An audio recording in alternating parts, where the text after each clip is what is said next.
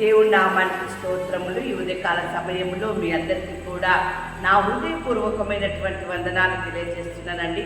ఈరోజు దేవుడు మీతో మాట్లాడుతున్నటువంటి మాట ఏంటంటే, యుద్ధములో నీవు నిలబడతావా?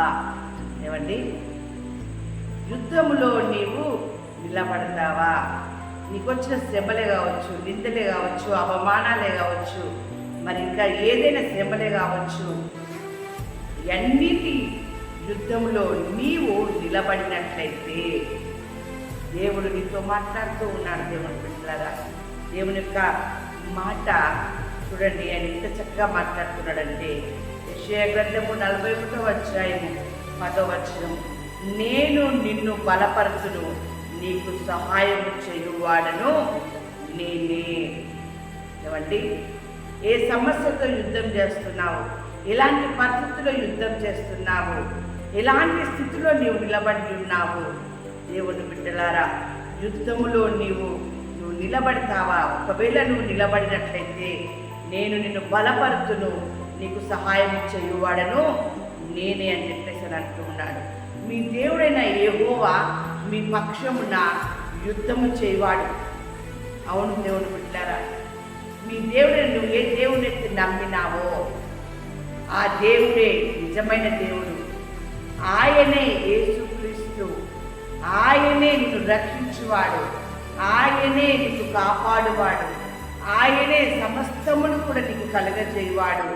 ఆయన అంటున్నటువంటి మాట, ఆయన మీ పక్షమున యుద్ధము చేయువాడు కనుక వారికి భయపడవద్దు అని ఆజ్ఞాపిస్తూ ఉన్నాడు. ఏ మనుషులకి భయపడద్దు, ఏ సమస్యకి భయపడద్దు, ఏ నిందకి భయపడద్దు, ఏ అవమానానికి భయపడద్దు. ఎలాంటి శ్రమలు వచ్చినప్పటికీ మీరు భయపడవద్దు అని చెప్పేసి అని మాట్లాడుతూ ఉన్నాడు. నువ్వు నిలబడు, దేవుడే విశ్వాసం కలిగి నువ్వు నిలబడు అంతే. దేవుడే ప్రతిదానికి పరిష్కారము ఇస్తూ ఉన్నాడు. దేవుడి బిడ్డలారా, అంతేకాదు, మీ శత్రువులతో యుద్ధము చేసి మిమ్మల్ని రక్షించువాడు మీ దేవుడైనా యెహోవాయే. అయ్యే దేవుని బిడ్డలారా, ఎంతోమంది ఓర్వలేని వారు ఉంటారు. ఎంతోమంది నీ జీవితాన్ని నాశనం చేయాలి, నీ కుటుంబాన్ని పాడు చేయాలని చెప్పేసి అని ఎన్నో రీతిలుగా మాటలతో కానీ ఇంకా వేరే దాంతో మిమ్మల్ని హింసిస్తూ ఉంటారు. కానీ దేవుడు అంటున్నాడు, మీ శత్రువులతో యుద్ధం చేసి మిమ్మల్ని రక్షిస్తాను అని చెప్పేసి అని అంటూ ఉన్నాడు. భయపడద్దు, అధైర్యపడకండి, వణకకండి, బెదరకండి, నేను మీకు సహాయం చేస్తాను, మిమ్మల్ని బలపరుస్తాను అని చెప్పేసి అని అంటూ ఉన్నాడు. చూడండి, దేవుడు ఎంత చక్కగా మాట్లాడుతూ ఉన్నాడు. దేవుని యొక్క మాటని విశ్వసించినప్పుడు, లేక దేవుని యొక్క మాటను మీరు నమ్మినప్పుడు, దేవుని యొక్క మాటలపైన స్థిరమైనటువంటి నిలకడైనటువంటి మనసును మీరు ఉన్నప్పుడు దుష్టుడు మిమ్మల్ని ఏమి కూడా చేయలేదు. ఎలాంటి నిందలే కావచ్చు, శ్రమలు, అవమానాలు కావచ్చు, ఏది కూడా ఏ మాత్రం కూడా మీకు హాని చేయవు.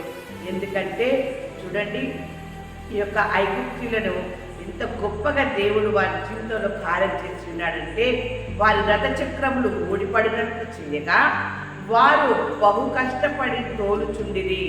అప్పుడు ఐగుప్తీయులు ఇశ్రాయేలీయుల ఎదుట నుండి పారిపోదము రండి, యెహోవా వారి పక్షమున మనతో యుద్ధం చేయుచున్నాడని చెప్పుకొనిది.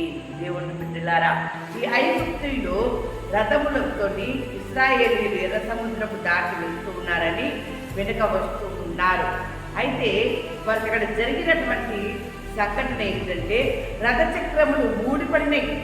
అయినను కూడా వారు బహు కష్టపడి ఆ యొక్క రథములను తోలుచున్నారు.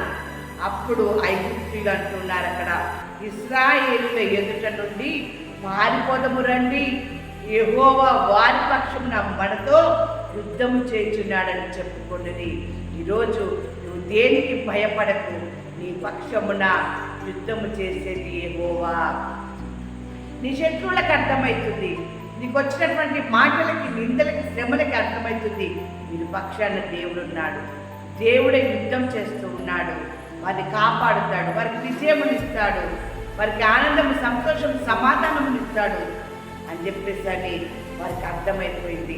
మనము పారిపోదాము, ఎవడు తరమకుండానే శ్రమ పారిపోతూ ఉంటుంది, ఎవడు తరమకుండానే దుష్టుడు పారిపోతూ ఉంటాడు. ఎవడు తరవకుండానే నీకున్న సమస్యలు, నిందలు, అవమానాలు పారిపోతూ ఉంటాయి. నిన్ను దేవుడు బలపరుస్తూ ఉన్నాడు. నీకు దేవుడు సహాయం చేస్తూ ఉన్నాడు. దేవుడు వింటారా, నువ్వు నమ్మినట్లయితే ఇటువంటి గొప్ప అద్భుత కార్యం చూస్తావు. నువ్వు నమ్మి విశ్వసించి యుద్ధంలో నిలబడు. శ్రమలో కృంగిపోకు. నువ్వు నిలబడి స్థిరంగా ఉండి దేవుడి పైన ఆనుకో. దేవుని ఆధారము చేసుకో. ఆ దేవుడు నీకును నీ కుటుంబానికి విజయము నుంచి మిమ్మల్ని ఆదుకొని మిమ్మల్ని ఆశీర్వదించును గాక. ఆమేన్.